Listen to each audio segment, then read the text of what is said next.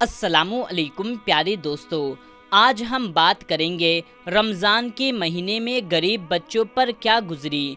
जो बच्चे एक वक्त का खाना खाने के लिए भी तरस रहे थे, जिनके पास इफ्तारी में एक वक्त का खाना खाने के लिए नहीं था।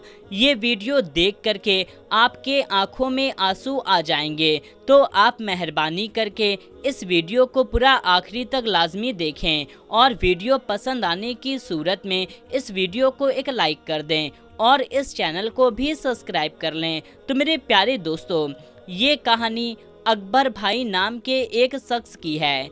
अकबर भाई ने रमज़ान के महीने में अपने घर में इफ्तार का प्रोग्राम रखा है और अपने दोस्तों रिश्तेदारों की दावत की, उन्हें इफ्तार पर बुलाया।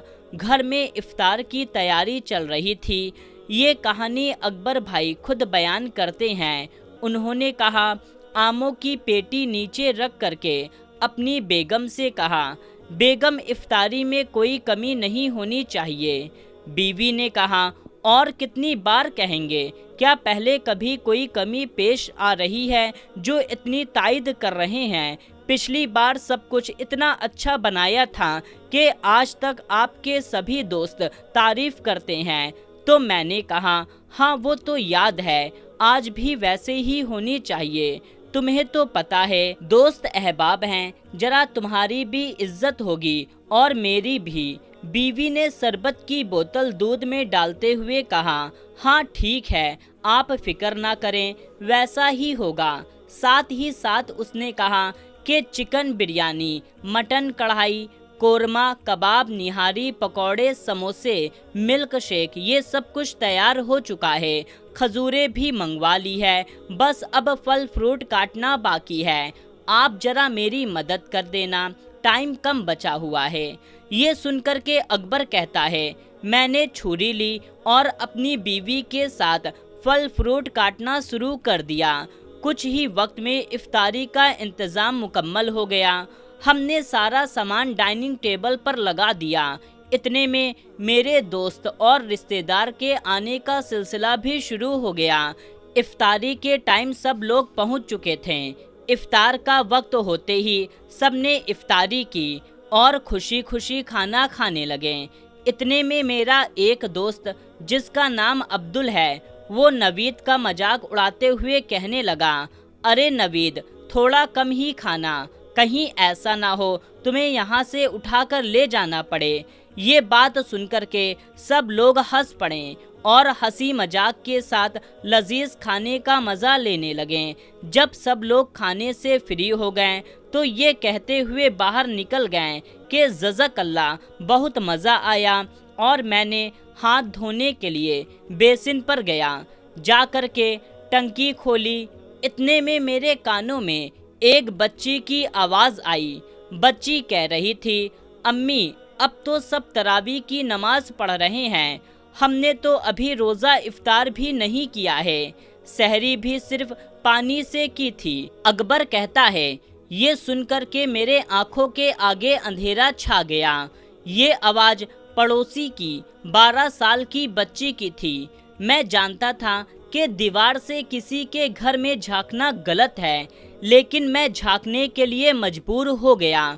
मैंने देखा एक बच्ची अपनी माँ के सर पर खड़ी थी। माँ चारपाई पर सर झुकाए बैठी थी और उससे नज़र नहीं मिला पा रही थी। बाकी बच्चे अपनी बहन के सवाल सुन करके अपनी माँ के जवाब का इंतज़ार करने लगे। बच्ची बार बार खाने का मुतालबा कर रही थी, अपनी माँ से बार बार खाना मांग रही थी। अकबर बताता है, ये देख करके मैं पत्थर कासा हो गया। उसकी माँ ने जब सर उठाया तो उसकी नज़र मेरे ऊपर पड़ गई। मैं दीवार पर खड़ा हुआ था, मुझ पर नज़र पड़ी तो वो ज़बरदस्ती मुस्कुराई और चादर से आंसू पोंछते हुए बोली, भाई ये लड़की बहुत जिद्दी है, अभी अभी खाना खाया है और फिर से जिद कर रही है। अकबर कहता है, वो औरत मजबूरी में झूठ बोल रही थी। शायद वो ये बात जानती थी। मैंने बच्ची की बात सुन ली है। मैं ये सोच रहा था, ये जो मेरे दोस्त इफ्तारी करते वक्त बार बार खाने की तारीफ कर रहे थे और एक दूसरे से ये कह रहे थे कि भाई कम खाओ वगैरह वगैरह। ये सब बातें जब इन्होंने सुनी होगी तो इनके ऊपर क्या बीती होगी। अकबर बताता है, मैं ये सब कुछ सोच ही रहा था कि ना जाने कब मेरी बीवी मेरे पास आकर खड़ी हो गई। मैंने अपने आप को बड़ी मुश्किल से नॉर्मल किया, फिर बिजली सा तेज बाहर लपका तो बीवी कहने लगी, अरे अरे कहाँ जा रहे हो, क्या हुआ है, सब खैरियत तो है ना, आराम से जाइए, आखिर क्या हुआ है। बीवी सवाल पर सवाल कर रही थी। मैं उसके किसी सवाल का जवाब दिए बगैर बाजार चला गया। वहाँ से हर वो चीज़ खरीदी जो मैंने इफ्तार में खाई थी और उसे लेकर के चल दिया। मेरा हर एक कदम भारी लग रहा था। उस बच्ची की बातें और उस बेवा औरत के आंसू नहीं भुला पा रहा था। घर पहुंचने में तकरीबन आधा घंटा लगता था, लेकिन मैं तेजी से 10 मिनट में पहुंच गया और आकर के दरवाजे पर दस्तक दी तो उसी बच्ची ने दरवाज़ा खोला। मुझ पर नज़र पड़ते ही उसकी आंखें खुशी से चमक उठी। वो मुड़ी और शोर मचाने लगी कि देखो अकबर अंकल क्या लाए हैं, कि अकबर अंकल क्या लाए हैं। सब बच्चे मेरी तरफ लपके और मैंने सारा सामान नीचे रख करके उन सबको बारी बारी सीने से लगाया और उनकी परेशानियों का बोसा दिया। और उनकी माँ ये देख करके बिलक बिलक कर रोने लगी। मैं भी अपने आंसू न रोक पाया। बच्चों का शोर सुन करके मेरी बीवी दीवार पर आ गई और ये सब कुछ देखने लगी। जब मैंने उसकी तरफ देखा तो वो मुझे देखकर मुस्कुराई और अपने आंसू पोंछने लगी। मैंने सामान खोला और साथ में बैठ करके खाना खिलाया। हर लुकमे के साथ बच्चे मुस्कुराते हुए अजीब निगाहों के साथ मुझे देखते जाते थे। बच्चों ने जी भर के खाना खाया। जब सब खाना खा चुके तो मैंने कहा, आप लोग आराम करो और अम्मी से कहो कि वो भी खाना खा लें, मैं थोड़ी देर में आता हूँ। बच्चों ने कहा, ठीक है अंकल। अकबर बताता है कि उसके बाद मैं वहाँ से चला और महीने भर का राशन लिया और दोबारा उनके घर आया। सारे बच्चे सो चुके थे और उनकी माँ जाग रही थी। मुझे देखकर उठ खड़ी हुई और नजरें झुकाए बोली, भाई आपने इतनी जहमत क्यों उठाई। मैंने कहा, आप मेरी बहन हो, इसमें जहमत वाली कौन सी बात है। ये कहकर मैंने सामान एक तरफ रखना शुरू कर दिया। जब सामान रख दिया तो सोए हुए बच्चों की तरफ एक निगाह देखा तो जैसे मुझे सुकून सा आ गया। तो मैंने कहा, ठीक है बहन, मैं चलता हूँ। बाहर निकलते हुए मैंने उस औरत की भारी आवाज़ में ये सुना, भाई अल्लाह आपको किसी का मोहताज ना करे। वो मुझे दुआ देने लगी। मेरे जिस्म में एक सरद लहर दौड़ आई। मैं बाहर निकला तो उसने दरवाज़ा बंद कर लिया। फिर उसके बाद हर दिन बच्चों के हंसने खेलने की आवाज़ आती रही, जिसे सुनकर के मेरी रूह को सुकून मिलता रहा। इतना सुकून मुझे ज़िंदगी में पहली बार मिला था। अकबर कहता है, घर पहुंचकर मैंने सजदाए शुक्र अदा किया और अल्लाह से रो रो कर माफ़ी मांगी। दोस्तों, हम लोग खाते पीते रिश्तेदारों और दोस्तों को बुला करके समझते हैं हमने बहुत सवाब का काम किया है, लेकिन यकीनन किसी रोज़ेदार को इफ्तार कराना बहुत बड़ा सवाब है, चाहे वो अमीर हो या गरीब। लेकिन मेरे प्यारे दोस्तों, जरा सा यहाँ पर सोचने की बात है, जो आपके रिश्तेदार और दोस्त जो वाकई पैसे वाले हैं, जिनके पास पैसा है, जो 2 वक्त का 3 वक्त का खाना अच्छे से खाते हैं, हम लोग उन्हीं को अपने दस्तरखान पर बुलाते हैं।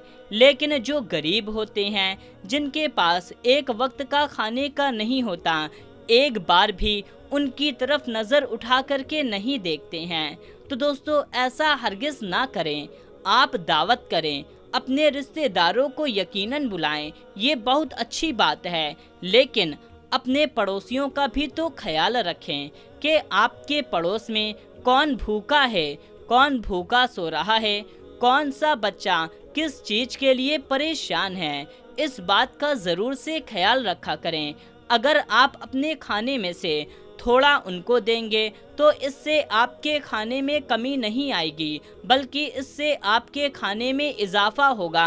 अल्लाह तबारक व तआला और भी ज़्यादा आपको खाने से नवाजेगा। मेरे प्यारे दोस्तों, अल्लाह ताला से आखिर में यही दुआ करते हैं कि या अल्लाह, जो भी शख्स अपने पड़ोसियों की देखभाल करता है, अपने गरीब लोगों की देखभाल करता है, उन्हें तो दुनिया व आखिरत दोनों जहां में ढेरों सारी नेमत से नवाजना और उन्हें जहन्नम से आज़ाद फरमाना, उनको जन्नत में आला से आला मकाम अता फरमाना। आमीन अल्लाहुम्मा आमीन। दोस्तों, वीडियो आपको कैसी लगी कमेंट करके हमें ज़रूर बताएं, और इस वीडियो को सवाब की नियत से, सदका जारिया की नियत से जितना ज़्यादा हो सके, जितना भी ज़्यादा लोगों तक आप शेयर कर सकें, उतने ज़्यादा लोगों तक, हद से ज़्यादा लोगों तक इस वीडियो को शेयर कर दीजिए, ताकि हर मुसलमान के मोबाइल में ये वीडियो पहुंच जाए। तो दोस्तों, मिलते हैं तब तक के लिए। अस्सलामु अलैकुम। अल्लाह हाफिज़।